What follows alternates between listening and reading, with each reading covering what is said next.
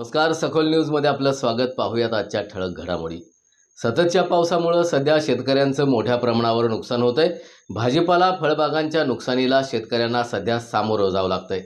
द्राक्ष हे वार्षिक पीक असून यासाठी पावसाबरोबर उष्णतेचीही गरज असते. मात्र यावर्षी सततच्या पावसामुळे द्राक्ष वेलींची काडी परिपक्व न झाल्यानं शेतकरी राजा चिंतेत आहे. या चिंताग्रस्त शेतकऱ्यांना दिलासा देण्यासाठी आणि त्यांची विचारपूस करण्यासाठी तसंच आधार देण्यासाठी जिल्हा मध्यवर्ती बँकेचे संचालक बाळासाहेब होनमोरे हे सलगरेमधील शेतकऱ्यांच्या बांधावर पोहोचलेत.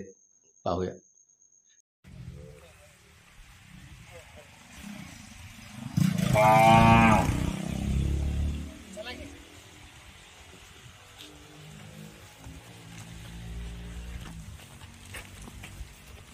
पाऊस पडल्यामुळे झालं ना. हां, पाऊस पडल्यामुळे अति पाऊस.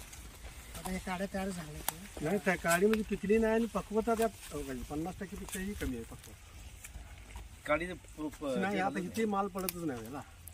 ते आता इथनं थोडं हो काय माल पडायची गॅरंटी म्हणजे 90%.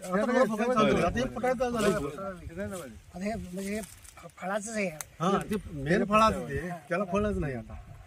त्यामुळे ते आता पूर्ण 80% गॅरंटी कमी आहे. 5-10% कुठं तर तुमच्या बँकेचं कर्ज फेडायचं अवघडच आहे आता.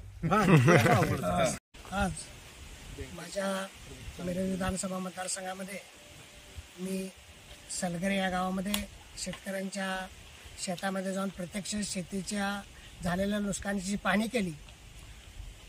या चालू वर्षामध्ये मोठ्या प्रमाणात पाऊस पडला. ढगाळ वातावरण असल्यामुळे आणि पावसाच्यामुळे मुळ्या कजवा रोग, बुरी रोग अशा रोगांना सर्वच पिकं उद्ध्वस्त झालेले आहेत. त्याचबरोबर द्राक्ष बागा ह्या शेतकऱ्यांनी मोठ्या प्रमाणात कर्ज काढून लावलेले असतात आणि फक्त शेतकरी उद्याच्या आशेवर जगत असतो. पुढच्या वर्षी फळ चांगले येईल, पुढच्या वर्षी फळ चांगले येईल आणि कर्ज फेडलं जाईल ह्या दृष्टीने तो जगत असतो. पण द्राक्ष बागा या चालू वर्षाच्या प्रचंड पावसामुळे खूप मोठ्या अडचणीत आलेल्या आहेत. काड्याच पक्व झाले नाहीत, त्यामुळे फळ छाटणीच करता येणार नाही अशी अवस्था झाली आहे. काही शेतकऱ्यांनी धाडस करून आता फळ छाटणी घ्यायला लागलेत, पण त्या फळ छाटणीच्या झाल्यानंतर काडी तयार होऊन त्याला किती फळ येतील ह्या शेतकऱ्यांना शासनता आहे. या शासनानं साधं ड्रीपचं सुद्धा पैसे गेल्या 2-2.5 वर्षापासून दिले नाहीत. कुठलाही खर्च शासन करत असताना फक्त आश्वासन द्यायला आहे. शेतकऱ्यांच्या नावावर मते मागतात. प्रत्येक जण म्हणतोय शेतकरी जगला पाहिजे, शेतकरी वाचला पाहिजे, शेतकरी आपल्याला अन्नदाता आहे. पण शेतकऱ्यांच्यासाठी वापर केला जातो, पण शेतकऱ्यांच्याकडे बघितलं जात नाही. ह्या शासनाला माझे आव्हान आहे की खरं अन्नदाता शेतकरी आपला आहे आणि फक्त तुम्ही पहिल्यांदा शेतकऱ्याला जगवला की शेतकरी सगळ्यांना जगवतील अशी परिस्थिती आहे. शेतकऱ्यांना वेळेत पाणी आणि स्वस्तात जर औषध आणि खत दिलं तर आज औषधाचा खर्च बघितला, खतांचा खर्च बघितला आणि मजुरीचा खर्च बघितला तर शेतकऱ्यांना शेती परवडत नाही अशी झाली आहे. शाश्वत विकास करायचा असेल तर हमीभाव शेतीला दिला पाहिजे ह्या दृष्टीनं. आणि आज इथं जे पावसामुळं लहरीपणा या निसर्गाचा असते, कधी पाऊस असतो जास्त, कधी उन्हाळा पडतोय आणि कधी दुष्काळ पडतोय अशा अवस्था असते. त्यामुळे शेतकरी अशा अडचणी जगतोय. तर या शेतकऱ्यांना आधार देण्यासाठी माझ्याकडून, आमच्या राष्ट्रवादी शरद पवार पक्षाच्या गटाकडून, आमचे नेते जयंत पाटलांच्याकडून जे जे काय करता येईल सहकार्य आम्ही करू.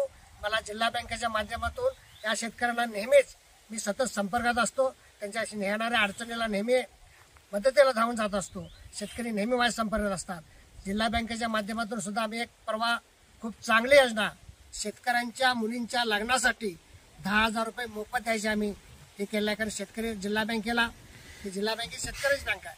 शेतकऱ्याची बँक असताना शेतकऱ्यांच्या बँकेच्या सभासदांना काहीतरी लाभ द्यावा ह्या दृष्टीनं आम्ही एका मुलीला एका वर्षी 10,000 रुपये, जर त्या शेतकऱ्यांना 2 मुले असो 3 मुलं असो, प्रत्येक वर्षी जर लग्न होत गेले तर आम्ही काही निकष लावला नाही की त्यांना 1च मुलगी पाहिजे, 2च मुली पाहिजे. त्या शेतकऱ्यांच्या असतील तेवढ्या मुलींना आम्ही प्रत्येक वर्षाला मात्र 10,000 रुपये द्यायचं नियोजन केलं आहे. आमच्या जिल्हा बँक खूप स्ट्रॉंग आहे. खूप चांगला नफा हा शेतकऱ्यांना कसा वाढता येईल हा आम्ही बघण्याचं धोरण आम्ही यावेळेला अनुभवलेलं आहे. ह्या वर्षी पावसाचं प्रमाण अति असल्यामुळे बागेंची शेती सध्या धोक्यात आलेली आहे. तरी काडी पक्वता मिळालेली नाही. काडी वट म्हणजे काय, पाणी अति झाल्यामुळं बागेंची पानगळ विथ काडी पिकण्याचं प्रमाण अतिशय प्रमाण कमी. त्यामुळं बागेंचं अगदी धोका आला आहे. आणि सगळ्यात महत्त्वाचं म्हणजे बाळासाहेब मनोहरे साहेब यांनी आमच्या शेतीवर डायरेक्ट येऊन भेट दिली. मला वाटते पहिल्यांदाच आमच्या रानात डायरेक्ट येऊन भेट देणारे पहिलाच माणूस आहे. त्यामुळं त्यांचे मी मनापासून धन्यवाद मानतो, त्यांचे आभार मानतो त्यांचे मनापासून. परत त्यांनी येऊन प्रत्यक्ष साहेब, बँकेचे साहेब, अनमरे साहेब, परत आणि लोक त्यांनी येऊन भरपूर प्रमाणात म्हणजे आम्हाला आधार दिला. त्याबद्दल त्यांचे मनपूर्वक मी आभार मानतो. तुमच्या व्यथा सांगितल्या का? शेतकऱ्यांचे औषध महागाई, परत तुमचं हे औषधाचं प्रमाण, गेल्या वर्षी औषध 200 रुपयाला मिळणारे औषध जीएसटी मुळे 400-500 रुपये डबल टेबल प्रमाण गेलं. पण द्राक्षाचा दर आहे तिथंच आहे, बेदाण्याचा दर आहे तिथंच आहे. बेदाण्याचा दर वाढायला तयार नाही, द्राक्षाचा दर वाढायला तयार नाही. पण खर्चाती उत्पादन खर्च वाढत गेला.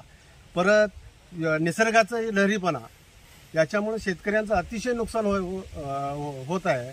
तरी थोडंसं गव्हर्नमेंटने लक्ष द्यावे असं मी विनंती करतो.